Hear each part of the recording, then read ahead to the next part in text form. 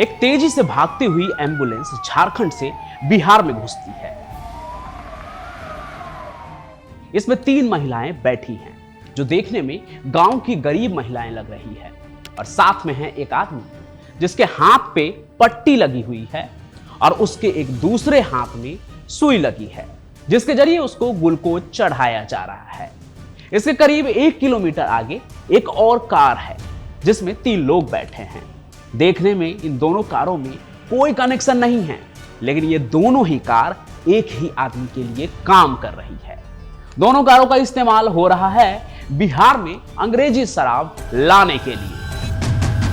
आगे की कार जिसमें 3 लोग बैठे हैं उनका काम एस्कॉर्ट करने का है, मतलब कि ये देखने का कि कहीं आगे के रास्ते में कोई पुलिस की चेकिंग तो नहीं हो रही है।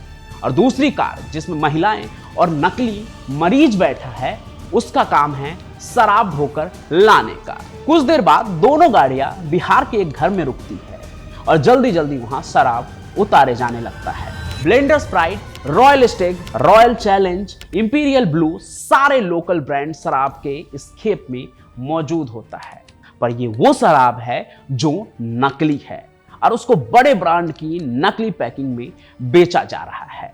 इसके पीछे एक पूरा सिस्टम काम करता है। इसके लिए अल्कोहल आता है कोलकाता और पंजाब के अपराधी गिरोह से। बोतल पर लगने वाली ब्रांड का स्टिकर और बोतल का कैप आता है महाराष्ट्र के पुणे से और इन सब को बोतल में भरकर पैकिंग करके तैयार किया जाता है झारखंड के जंगल में और फिर बिहार में नकली शराब को बेचा जाता है महंगे रेट पर। एक बोतल 1300 से 2500 रुपए में ब्लैक हो रहा होता है, लेकिन यह सारी कमाई कई हिस्सों में बंट जाती है। बनाने वाले का अलग और बेचने वाले का अलग, और फिर इसमें पुलिस प्रशासन का भी तो हिस्सा होता है। अगर बेचने वाला किसी और से माल खरीदता है तो पुलिस को और दूसरे लोगों को उनका हिस्सा देने के बाद कमाई कम होती है। लेकिन अगर ज्यादा मुनाफा के लिए एंड टू एंड पूरा काम खुद ही करना हो तो उसके लिए पूंजी की जरूरत होती है। इसलिए अब इसमें बड़े लोग उतर रहे हैं जो कि सारा काम अपने पैसों से कर रहे हैं और कमाई भी खुद ही रख रहे हैं। और यह काम अब जा रही है बड़ी यानी अग्रणी जातियों के हाथ में, जैसे भूमियार और राजपूत जिनके पास पैसा है और ताकत भी। तो इस तरह की दारू बनाने का सबसे बड़ा सेंटर झारखंड का शहर चतरा है, जहां हर कुछ दिन में नकली शराब की खेप पकड़ी जाती है। लेकिन बड़े ब्रांड की नकल वाली ये अकेली दारू नहीं है जो बिहार में बिक रही है। कई और भी बड़े खिलाड़ी हैं इस खेल में जो शराबबंदी के आड़ में बिहारियों को जहर बेच रहे हैं। इसलिए आज बताता हूं बिहार की शराबबंदी का वो किस्सा जो राजनीति में वोट दिलाता है, कुछ लोगों के लिए बड़ी कमाई का जरिया है और पीने वालों के लिए लेकर आता है मौत। बिहार में हर कुछ दिन में नकली शराब पीकर मरने वालों का आंकड़ा कम नहीं हो रहा है, लेकिन दुनिया को इसके बारे में तब पता चलता है जब कोई बड़ी घटना होती है। जैसे कि साल 2024 के अक्टूबर में सिवान में 28 लोग नकली शराब पीकर मर गए थे। अब जरा और आगे बढ़ते हैं। बिहार की राजधानी पटना में एक पान की दुकान है। अब जरा वहां चलिए। इसको चलाने वाला मुसहर जाति का है। ये एक अति पिछड़ी जाति है जो काफी गरीब होते हैं और पुराने समय में इनका काम होता था चूहा पकड़ना, इसलिए इनको मुसहर कहते थे। इनके पास ना तो कोई जमीन है और ना ही कोई संपत्ति। तो इसकी दुकान के बगल में ना 2 बांस लगे हैं जिस पर एक पीले रंग का कपड़ा लगा है, जैसे घर में कोई पर्दा लगा होता है ना, ठीक वैसे ही।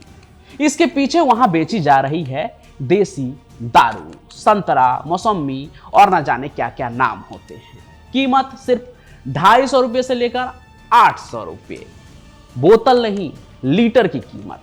अब सवाल यह है कि यह दारू कहां से आ रही है, तो इसका जवाब यह है कि वहीं पटना में गंगा किनारे बन रही है यह शराब। ये दुकान वाला खुद ही रात भर नदी के किनारे शराब बनाता है और सुबह वो अपनी दुकान पर उसी पर्दे के पीछे इसको बेचता है। अब आप सोच रहे होंगे कि खुद ही बनाता है, खुद ही बेचता है, तो बड़ी कमाई होती होगी। अरे नहीं साहब, वो तो बेचारा खुद कर्जे में डूबा है।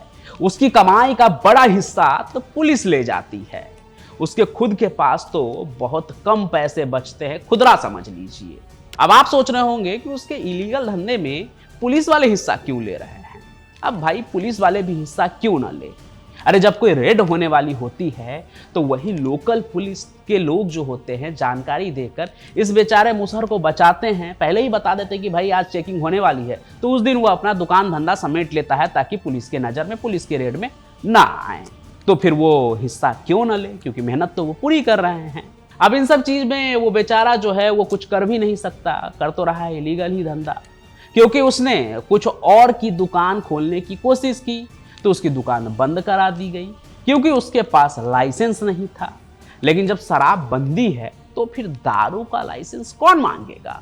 बस हिस्सा ही देना है जो वो दारू बेचकर पुलिस वाले को दे ही देते हैं।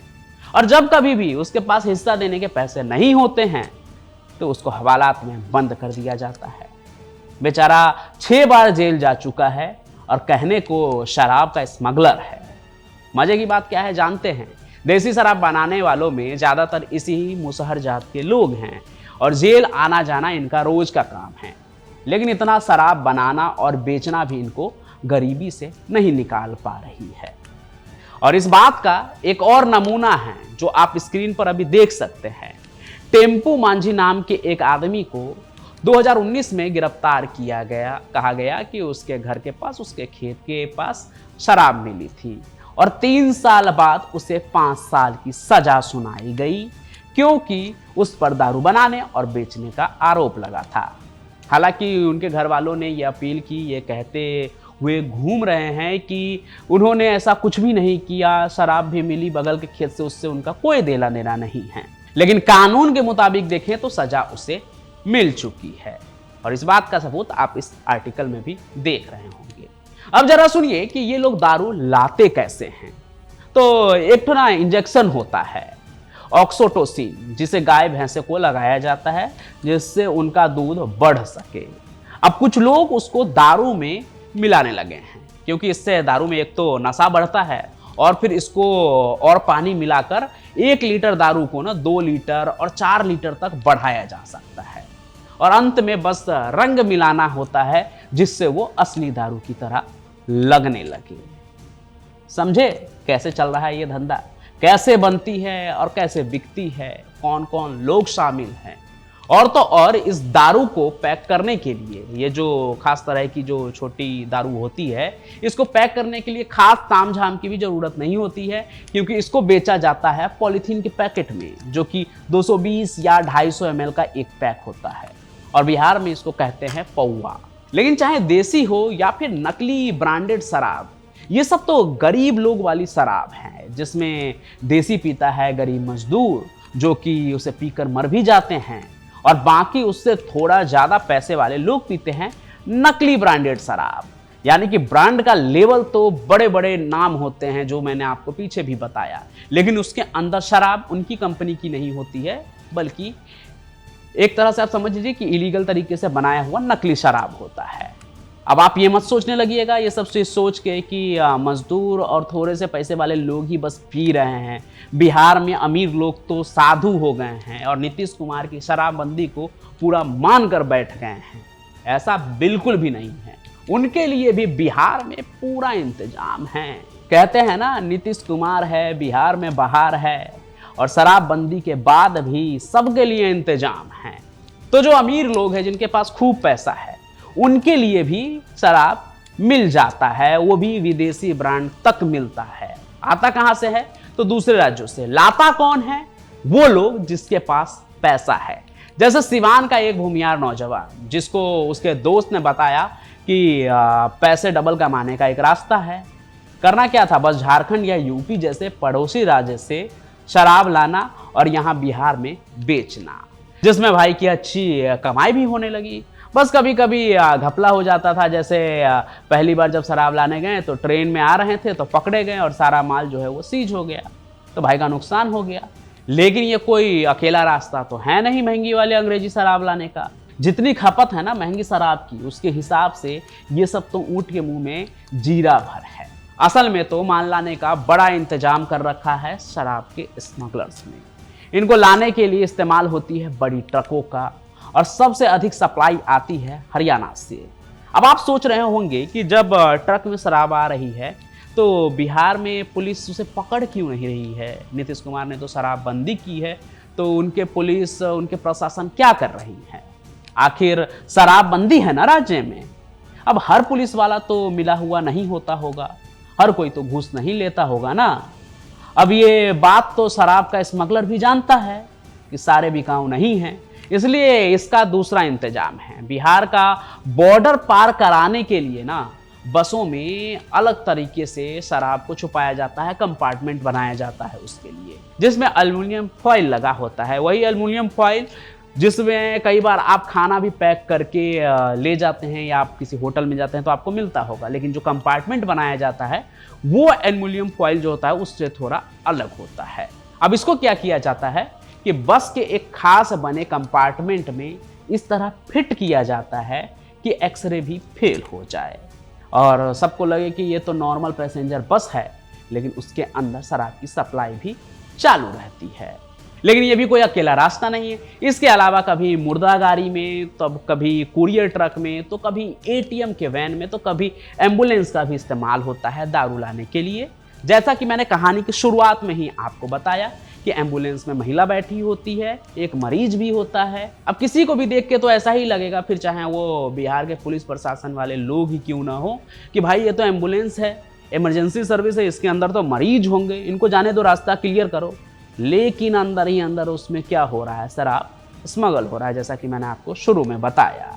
अब शराब के तस्करी के आपने कई तरीके सुने, लेकिन ऐसा तो है नहीं कि ये कभी पकड़े ना जाते हों। पकड़े जाते हैं। बिहार एक्साइज डिपार्टमेंट के आंकड़े बताते हैं कि साल 2024 के अप्रैल से अगस्त यानी कुल 5 महीने में 843,000 केस हुए हैं इस मामले को लेकर, यानी कि शराब पकड़ा गया है। और इससे भी अधिक यानी कि 12 लाख लोग पकड़े भी गए हैं। उधर पुलिस ने भी अलग से 3 लाख लोगों को शराबबंदी तोड़ने के अपराध में गिरफ्तार किया। लेकिन ना तो दारू का नशा कम हो रहा है और ना ही शराब बेचकर पैसा कमाने का लालच। लोग शराब पी रहे हैं, कुछ लोग अपनी जान भी खो रहे हैं, तो कुछ लोगों के आंख की रोशनी जाने की रिपोर्ट भी आई। लेकिन कारोबार चल रहा है, क्योंकि कहते हैं ना, गंदा है पर भाई धंधा है। तो आपको ये कहानी कैसी लगी कि बिहार में शराब बैन है? बैन कितना है ये तो आप भी समझ गए। सब कुछ चल रहा है और सारा ये सब कुछ जो है ना पैसों का खेल है। अगर आप बिहार से हैं तो आप भी बताइए कि आपके इलाके में शराब मिलती है या नहीं। शराबबंदी का जो कानून है उसका कितना पालन हो रहा है, आप खुद कमेंट करके बताइएगा। बाकी आज के इस सफर में बस इतना ही। कहानी को लाइक कीजिए, ज़्यादा से ज़्यादा शेयर कीजिए और हमारे चैनल को सब्सक्राइब जरूर कर लीजिए। सब्सक्राइब करेंगे आप तो मुझे भी मोटिवेशन मिलेगा कि और भी ऐसी कई कहानी लेकर आऊँ। ऐसी ही अगर आप कोई और भी कहानी सुनना चाहते हैं तो वो भी आप कमेंट कीजिए। बाकी मैं पंचम प्रकाश अपनी कहानियों के साथ यूं ही हाजिर होता रहूँगा। तब तक के लिए आपका बहुत बहुत धन्यवाद।